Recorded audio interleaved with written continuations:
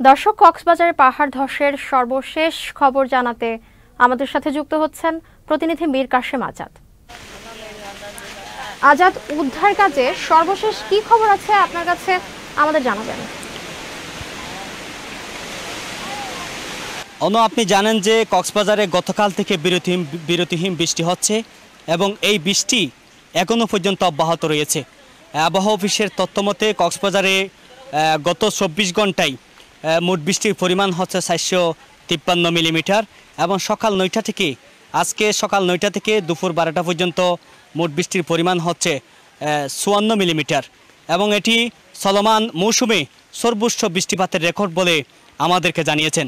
ভারী বৃষ্টিপাতের ফলে কক্সবাজারে উজান থেকে পাহাড়ি ঢল নেমে এসে কক্সবাজারের যে নিম্নাঞ্চল রয়েছে সেই নিম্নাঞ্চল কিন্তু প্লাবিত হয়েছে এবং বেশ কিছু গ্রাম কিন্তু পানিতে তলিয়ে গেছে এবং অতি বৃষ্টিপাতের কারণে কক্সবাজারে পৃথক পাহাড় ধসের ঘটনায় 6 জনের মৃত্যু হয়েছে। তার মধ্যে কক্সবাজারের যে জিলঞ্জার দক্ষিণ দিককুল রয়েছে সেই দক্ষিণ দিককুলে পাহাড় ধসে একই পরিবারের মা, মেয়ে এবং 2 শিশুসহ একই পরিবারের 3 জন মৃত্যুবরণ করেছেন এবং এই মরদেহগুলো কক্সবাজারের ফায়ার সার্ভিসের লোকজন এসে উদ্ধার করেছে। অপরদিকে কক্সবাজারের যে রোহিঙ্গা ক্যাম্প রয়েছে সে উখিয়ার 14 নম্বর রোহিঙ্গা ক্যাম্পে হাকিমপাড়া এলাকায় পাহাড় ধসে 3টি পরিবার কিন্তু বিধ্বস্ত হয়েছে এবং সেখানে একই পরিবারের 3 জনের মৃত্যু হয়েছে বলে আমরা জানতে পেরেছি। এখন আমি রয়েছি কক্সবাজারের সদরের যে দক্ষিণ দিককুল রয়েছে সেই দক্ষিণ দিককুলে যেখানে পাহাড় ধস হয়েছে সেই এলাকায় এখন এই পরিবারে কিন্তু একই পরিবারের 3 জনের মৃত্যু হয়েছে এবং পরিবারে কিন্তু সুখের মাতম চলছে। আমি যদি একটু কথা বলতে চাই, কিভাবে এই পাহাড় ধস হয়েছে একটু বলুন তো আমাদের।